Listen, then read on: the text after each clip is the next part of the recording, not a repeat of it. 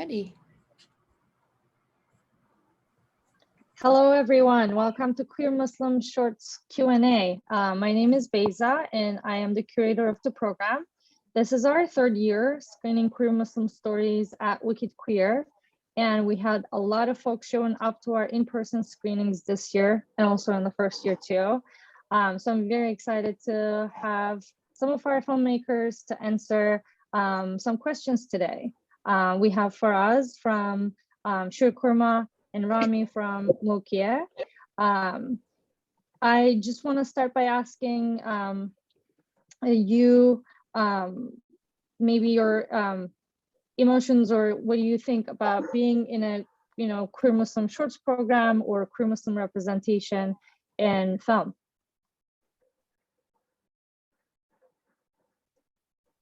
Who wants to go first, Faraz or Rami? You want to go first? Yeah, I would rather to call it, maybe, I don't know what exactly the rest of the films in the category, but for me it's Arab category films. It speaks Arabic. I mean, it's by accident that the main character is Muslim in the film, but I think the film represents each Arab, Palestinian, gay live here. But it's okay. I'm okay with the name of the category, and I feel very good. I'm very excited to be here also. So thank you for this opportunity.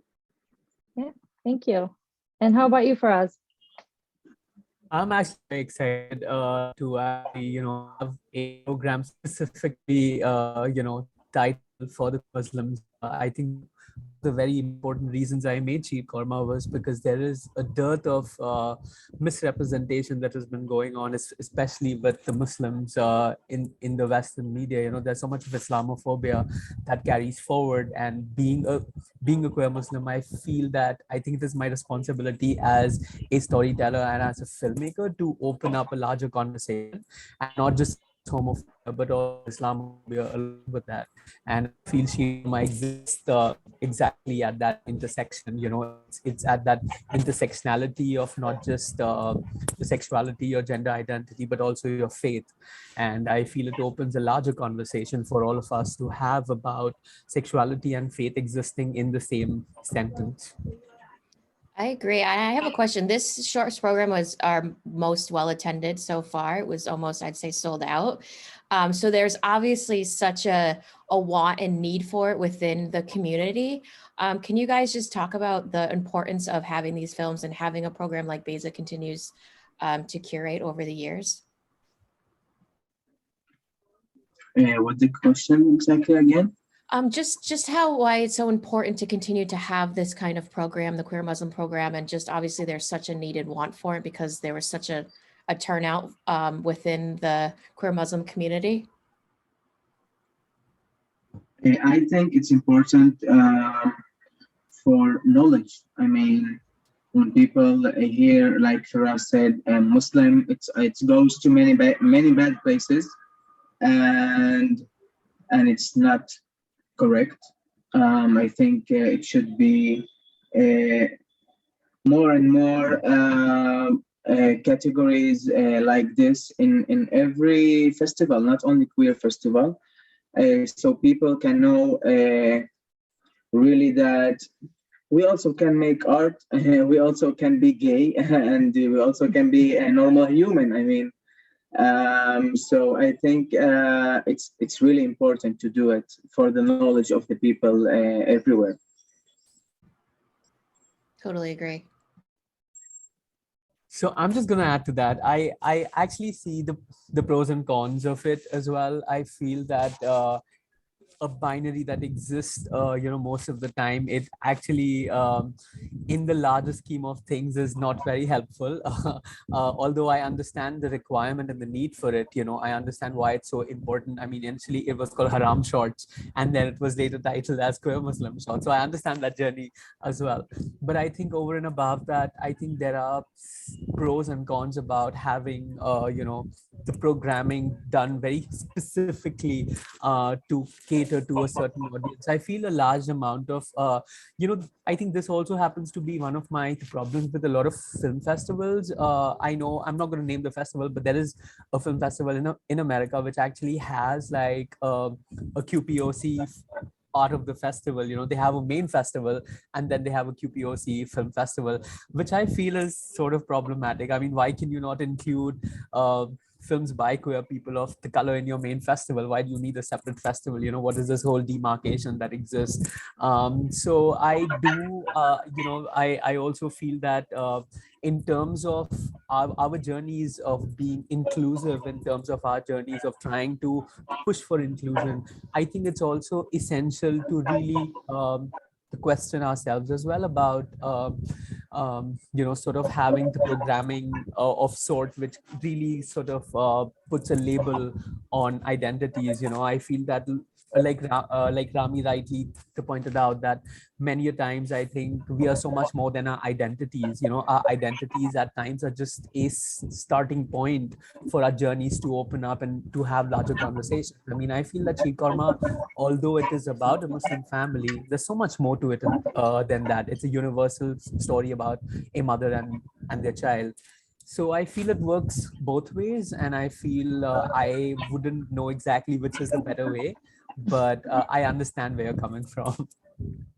Yeah, I think for me, kind of the first year we have done this program, watching the shorts programs and our submissions and seeing queer Muslim stories one after another was very inspiring. As a queer Muslim person myself, I kind of found myself in those stories, and I was so excited to share with everyone. And I didn't want to, share the spotlight of those stories with any other films.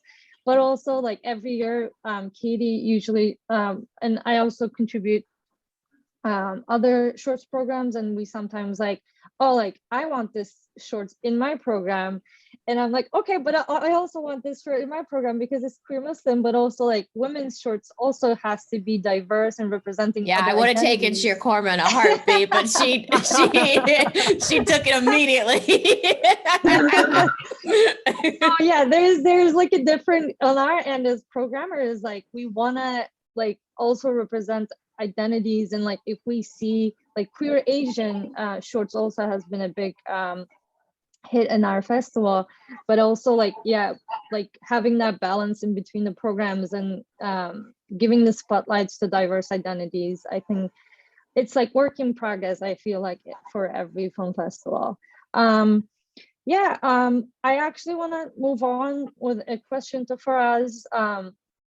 Now that we're talking about Sheer Korma, it just felt so personal, and the film was dedicated to your mother. Can you tell us the inspiration behind it? How did you come up with the idea, or was that something that you kind of got inspiration from your lived events or lived life?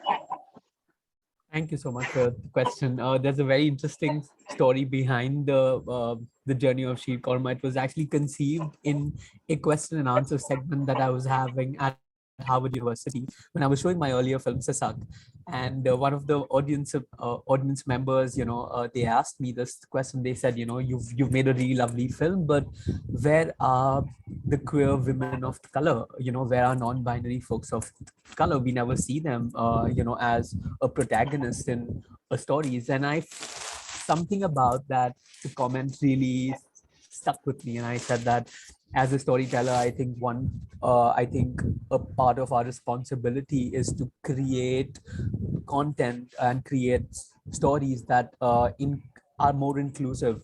So I think that really sort of stuck to me, and I started meeting more folks from the queer community. I started interacting with them just to understand that what sort of representation would they really want to see if I had to make a film that champions narratives of queer women and non-binary folks. And through these interactions that I had with multiple people, Sheer Korma was born. It was born in the middle of many dinners and many luncheons that I had with folks and their families across the globe. And it was really cathartic in a way to listen to their stories and how similar, all our lived experiences are, although we are all so different, we all come from such different spectrums, but the humanity of it, the inclusiveness of it, it really unites us. It really brings us together. And I felt that I needed to champion that in a film, which is going to be my next film after Sisak. So Sheer Korma was born truly because there has been no representation of queer Muslims. There hasn't been enough representation of queer Muslims. There hasn't been enough representation of non-binary folks and of queer Muslim women of color. Most of the time we don't exist. Our realities never come into being, and I wanted to change that narrative. So Sheer Korma is just one little tiny step towards that inclusiveness.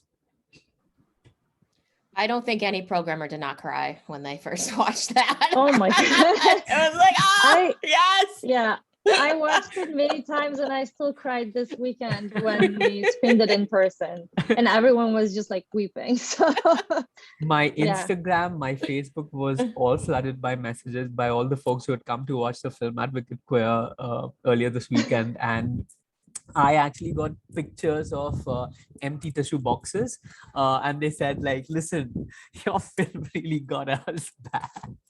And it's so interesting because, I think something so personal becomes such a massive shared experience for all of us. And I think that is the power that cinema truly has. It can reach out to us and transform us, no matter the color of our skin, our sexual identities, our gender identities, no matter the language that we speak. It really binds us together. And I feel that is really the power that films truly have. And it's festivals like Wicked Queer and so many other festivals that celebrate this. And thank you so much for that. Yeah, and thank you so much. Yeah, and Rami, I have also a lot of questions to you. First of all, maybe can you talk a little bit about the inspiration for your story, and also, shooting an Arab Palestinian gay film? How was that? So it was the last project in university, and I thought, okay, I should start my filmmaking journey when I do something that relates to me. It's the most powerful and meaningful start. And so I decided to take my story somehow. The story of the film itself inspired by a friend, but all the scene of the reaction of his father and his brother was inspired totally by my family. It was hilarious to take an actor, to find an actor in this age of my father. He's also a Palestinian Arab. He's also from my born city, Jaffa. And when I went to him and talked to him about this, and he told, so you want me to be the father of this gay boy? I told him yes. And he said, and you want me to not accept him? I told him yes. And he told me, okay, I don't accept them. It's okay. And then I tell him, yeah, but I myself is gay, I'm gay. So he told me, oh, okay. So I do accept everyone can do whatever he likes. And our relationship turned to be very, very interesting. It was also very hard to find a gay actor to play this role. And the main character is not even gay, because when I try to talk to gay actors, and they tell me, no, I'm afraid that people will talk on me and spread rumors, and my parents and my family. It was really, really hard. There was time that I said, okay, I don't want to do this film. I mean, I cannot find the main character. But then everything go well. Yeah, I'm very proud that I could do this in short time.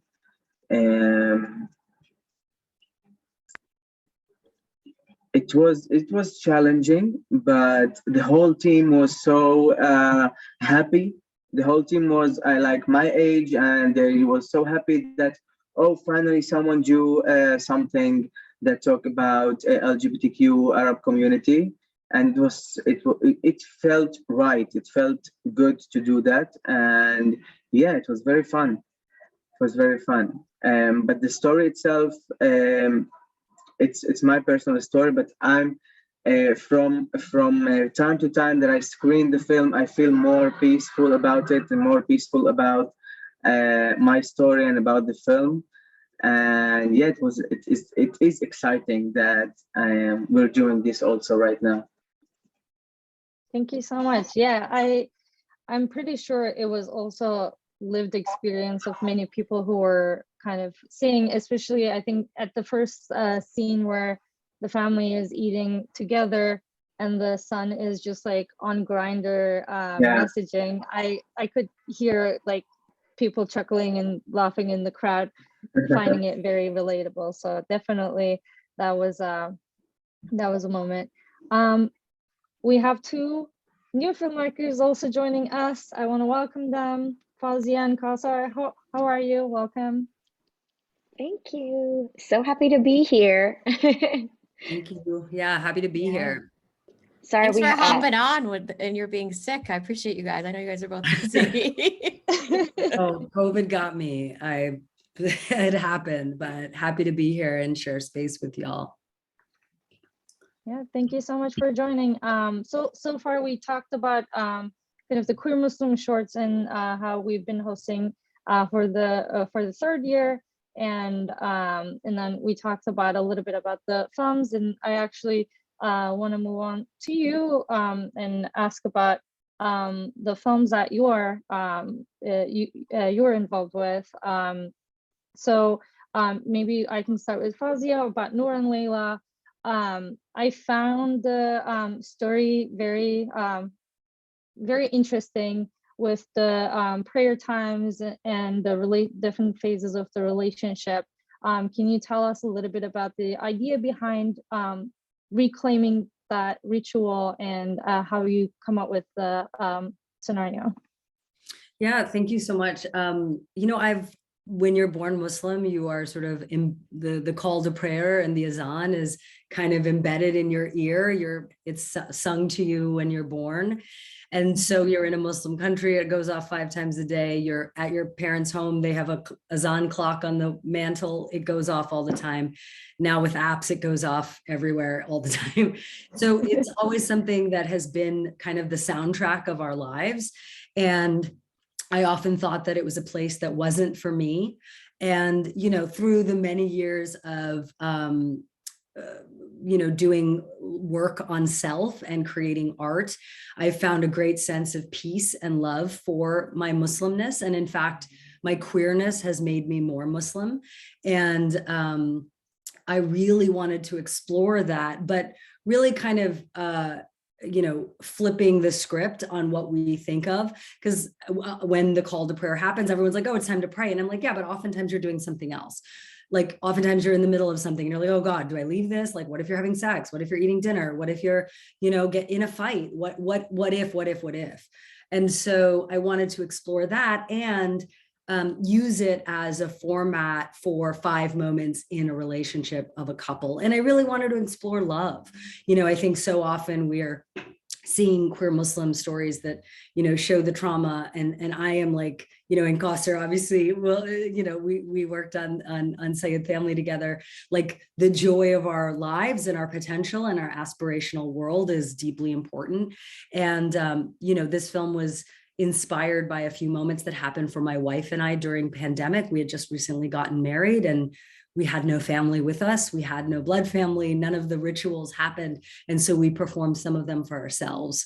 And really one of the missions is how do you show that there is a way to be your highest self with all of your identities, and all of it is love, and all of it is Muslim, and it's no less Muslim than any straight person. You can be in the Noor You can have that balance of Noor and Layla in your life as a queer Muslim person.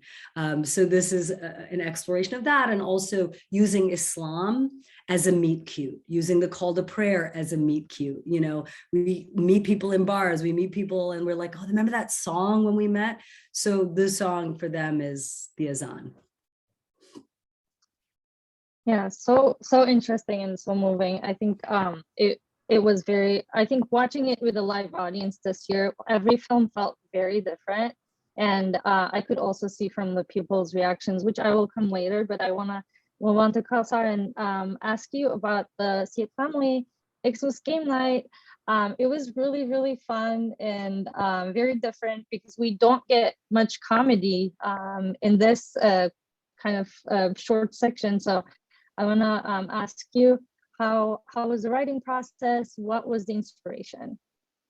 Yeah, absolutely. And it's also, I know, I feel like I've seen the iterations of Noor and Layla in and out, but to also hear it back, Foz, it gave me chills. So thank you for that. It's give like I've always appreciated. It's given you deeper appreciation for it, as your work does. Yeah. So Sayed's Family Christmas Eve game night.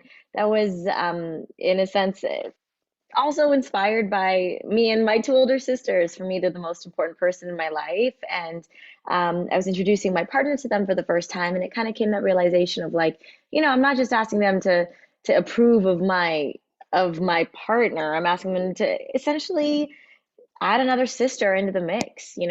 So it was how to approach it through comedy, because if we don't laugh, then we cry, right? And Faz and I both sort of come from also like a stage comedy background too, so it's always been a sense of catharsis and healing. So definitely wanted to make something that was fun and be able to see ourselves in a role that, as was mentioned, centers joy and allows us to sort of give us a sense of, oh, this is the couple or this is the family that we can manifest to. So it's in a sense having a seat on screen so it can be something aspirational, something tangible to work towards, as I was dealing with my own growth. So that's sort of where that came from. And Faz's genius of direction elevated it. We workshopped the script and then had an amazing team on board to make it all come to life. Amazing. I would like to know about the casting of Vico. They are in another short that I had in the women's, and I think every time we see them on screen, we're always like, I think all of us have a crush on them. For sure. Right? For sure. I think I saw them in, is it Carly Ustin, Foz? Misdirected, or that first show they were in? Carly Houston, yeah. Yeah, I remember seeing them and like, oh my God, I have a screen crush on them. Right? And then Foz put us together side by side in a table read for a feature that she was writing. And I was like, ooh, I like this. I want more. Let's cast them in. It was like, yeah, Foz and I were just like, oh yeah. And they're doing amazing things. Everybody go watch Our Flag Means Death on HBO. They're an amazing lead character in that. Mm-hmm. I have another question follow up to that, because I know they are non-binary in real life, and Faraz's main character in his short is non-binary as well. And I just like to talk about the importance in general, not even just in Queer Muslim, but we're starting to get more of that representation in the films that are submitted to us. But I definitely think we have a long way to go. So was that something in your mind, or is just that you wanted to cast Vico as that character? Yeah, I think it was a conversation that we had. Luce was initially written as someone with she/her pronouns, but having cast Vico, it only felt right to adjust it authentically. I think like there's such power in like how do we move with who we cast and have it represented on both ends. And I think there was also like a conversation of like, okay, so how do we address them? Are we gonna have that anticipated joke that we can all expect of the sisters messing up the pronouns, or do we just completely normalize everything and let that not be the issue? And the latter is what we decided on, was let's normalize. I don't know if there's anything you'd want to add to that? Yeah, I mean, I think that, and also like Vico is a part of community. And, you know, really one of the things we talked about was how do we continue to create worlds on screen that represent our actual community. And so the character was actually, you know, inspired by Quasar's partner who's Cuban, but because we cast Vico, it wasn't just one part of their identity that we were, you know, incorporating. We also incorporated their Puerto Ricanness. And so, you know, kind of shaped and shifted the dialogue to be specific to their culture and their world.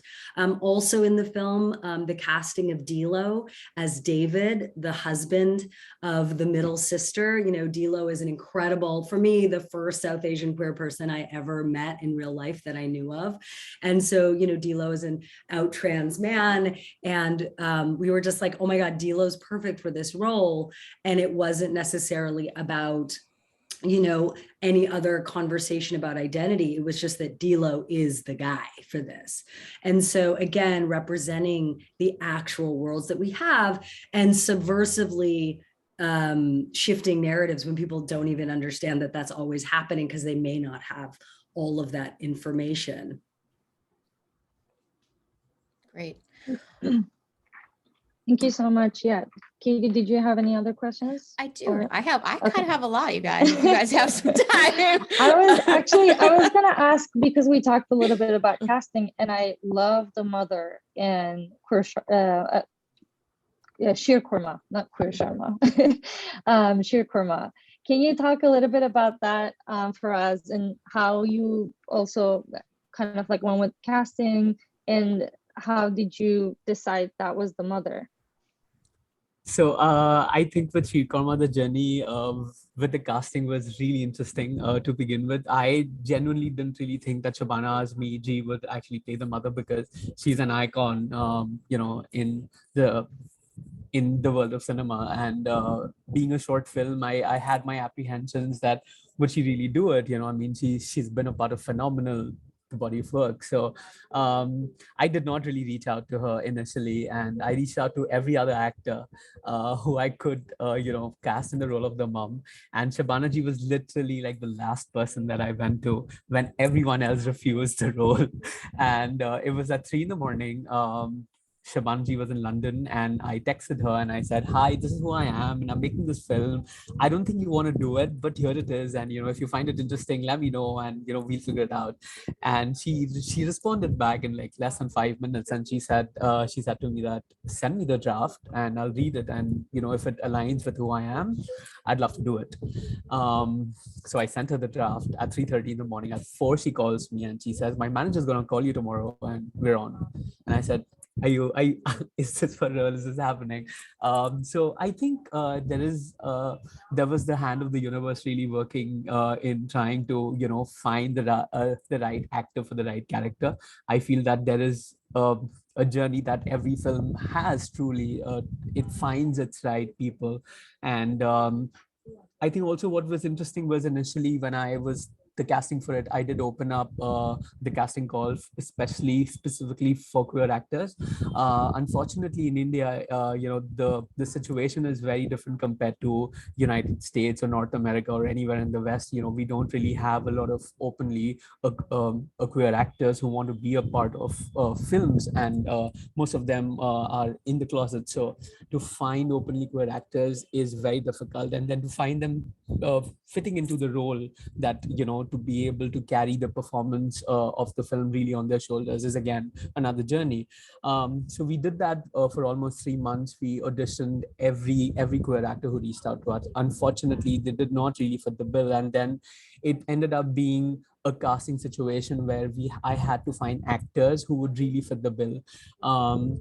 So diverse the characters based on who I am, and I came out as a non-binary person in Jan 2020. So I had to find someone who would understand who I am as an individual. And Divya Datta and I have known each other for over a decade now. I started my career with Divya Datta on this film called Stanley Ka Dabba, which I was working on. So Divya has seen me grow and evolve, you know, from being an embryo to becoming who I am today. So I think her journey with me has been been very integral, and I don't think there could have been anyone else to bring in a sense of who I am as an individual onto the big screen. So I think a lot of the casting ends up being very personal. It comes from a place of emotions most of the time, and I think with Sheer Korma, that's exactly what happened. We just went in with our guts and casted actors who we felt would be able to bring justice to the characters. All your actresses and the actors were amazing. Rami, I have a question for you. You said obviously you couldn't even cast a queer character as a role because no one wanted to do it because they were, afraid. How's the reception been with the film, and where have you played it? Um, I played it in several places here in the country. It was also in some festivals, but the most meaningful screening was in a group that I lead. It's called Alwan, like colors. It's a group of youth, LGBTQ Arab Palestinian. We meet like every week, and it's like a safe zone for us, for them basically to talk, to be what we want and who we want. It's a very meaningful job, and when I screened it for them, it was like silence all over the place, and it's huge, so they always loud and always so enjoyable. But when I played the film, it was like silence, and I was looking at their faces, and they were like crying when when the film ends. And I asked them like, what emotions got into you when you watched the film, and they said, it's just I just hear my dad talking, I just hear my brother talking. This thing exactly happened to me.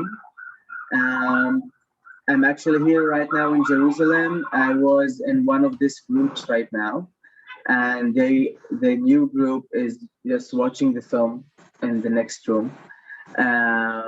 So it's very exciting, all of this happening here.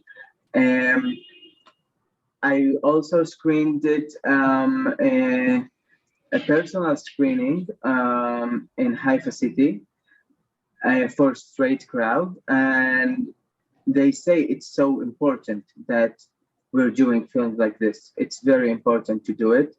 The next step that I want to do is to film it in schools, Arab schools. It's very dangerous. I know they're gonna attack me for this, but I think it's very important to do it.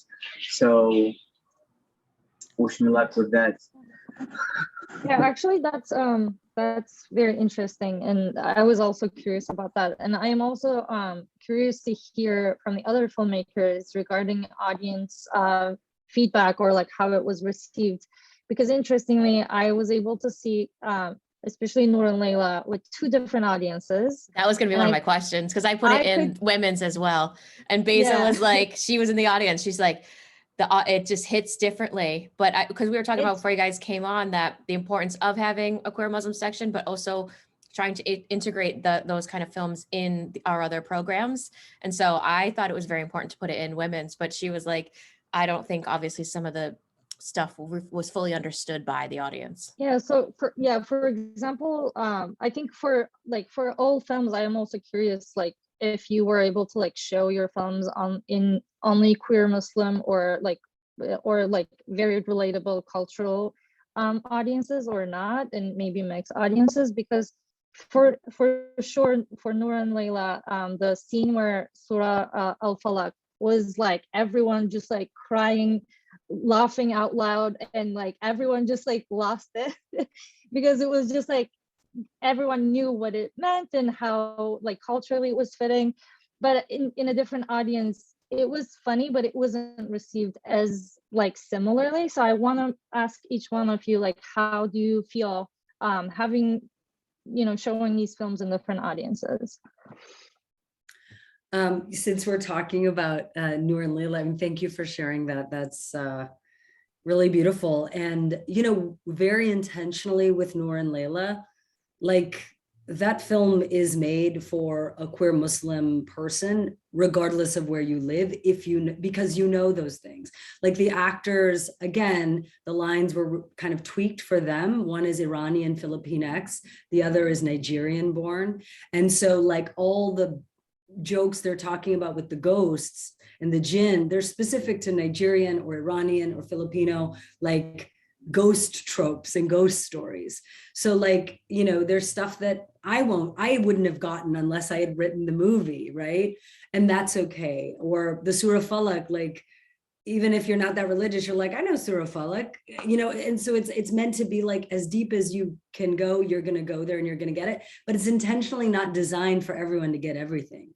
And, you know, that was very intentional because, you know, we all sit through movies, TV shows, where we are forced to kind of contextually make sense of story.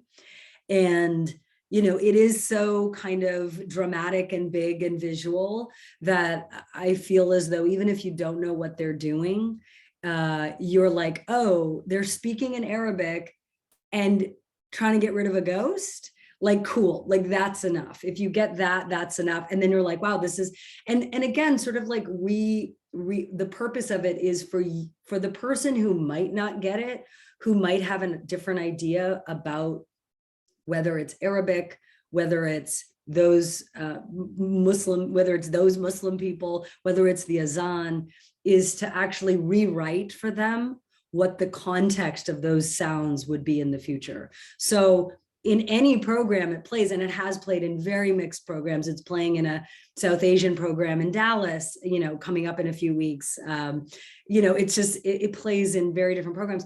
But oh my God, I lost my brain. I lost my train of thought.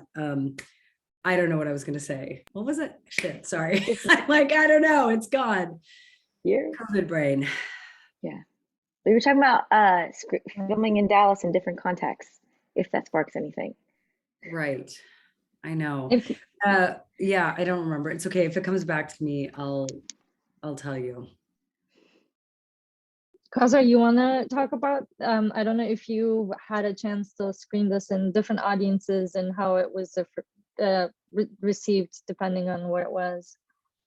Yeah, I think that's totally definitely something we've seen as well. To be honest, the only in-person screening I've had this far was at TIFF, our world premiere.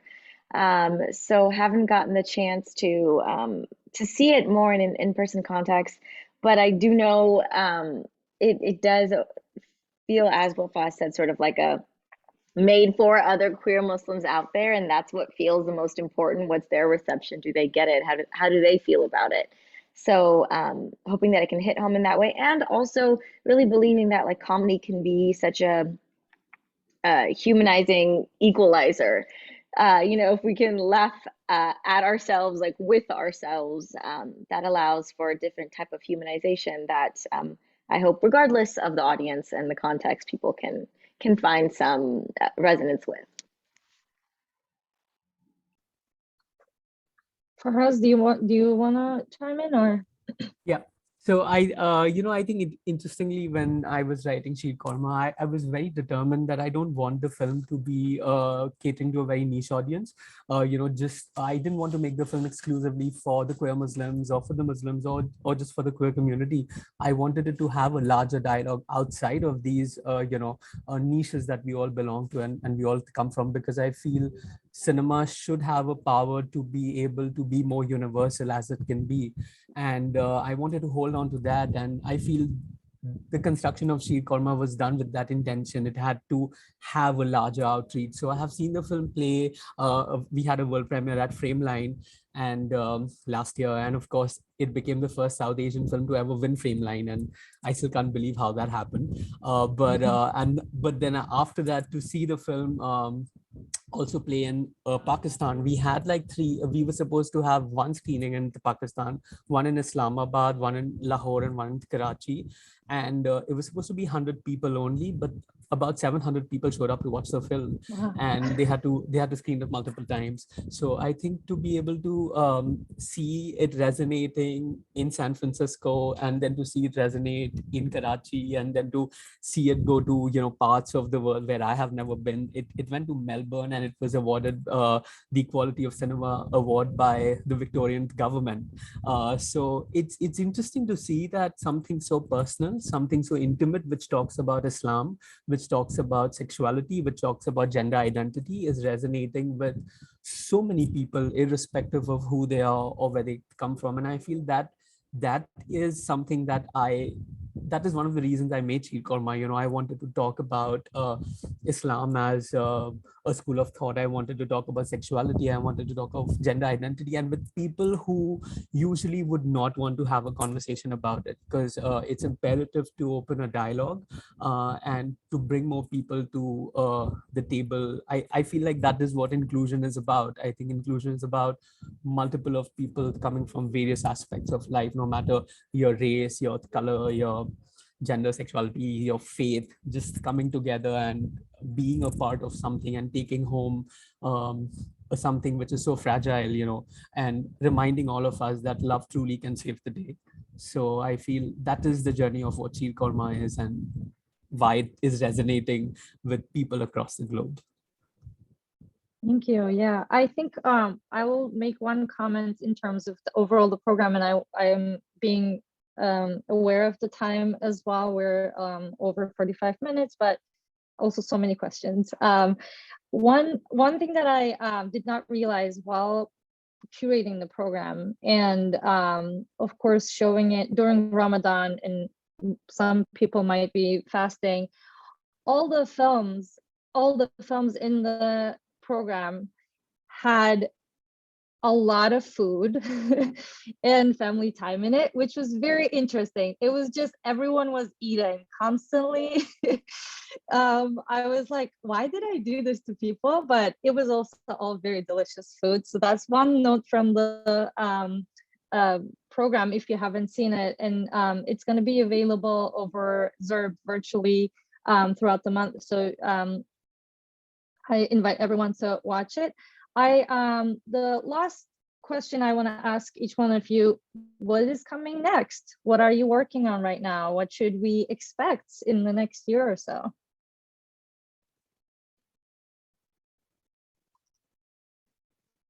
We can start with Rami if you want, and then go from there. Actually, I'm working now also a queer movie. But it's more related to, I don't know how much you know Palestine, but we have a problem here with violence, crime, violence. I don't know how to say it, but it's like a net of crime in the Arab community. It's so hard. It's like controlling us. And I'm working on a pre-production of a short film about a mother who lost her son, and after she lose him, she started to know secrets about him, and one of them is his sexual identity. Yeah, the film is gonna take place. The filming is gonna take place in June, next 2 months. And yeah, and hope it's gonna go well. Send it Looking to us forward when to it's done. Yes. I will, sure.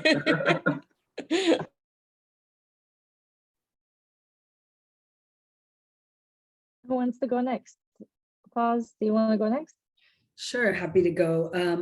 I actually have a brand new short film that I wrote and directed called Auntie, and it is produced by Paul Feig and Powder Keg, and it world premiered at Aspen Shorts Fest last week, which is where I was. I am now sick.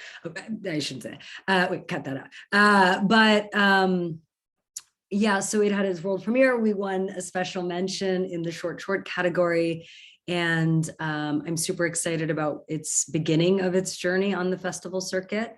And it's about a woman in her late 30s who gets added to a Gen Z group text, and the chaos that ensues. And I'm actually developing the feature version of that with Powder Keg and Paul Feig's company, which is very exciting. So inshallah, we'll get to see that in some form in the future. And I am have a feature film called Me, My Mom, and Sharmila that I am shooting at the end of October in Canada and Karachi, in Sydney, Nova Scotia, and Karachi, Pakistan, that I wrote and will direct. It'll be my feature directorial debut, and that's funded in Canada. And my wife is one of the producers, very excited about that. And then Gosser and I have, our short Sayed family has very exciting next steps coming from it, which we can't really talk about, but we are developing it for TV. So. Exciting. Kausar, do you want to go next since we also had Yeah, a segue to you? piggybacking, sure. Yeah, piggybacking off of that, excited to see what's going to come of Sayed's family. Also from the acting front, currently filming something right now for CW that I'm really excited about. That should be coming out later this summer. And along with that, just continuing some projects of an all South Asian sketch comedy team. And we're also have some comedy stuff in the works that's happening.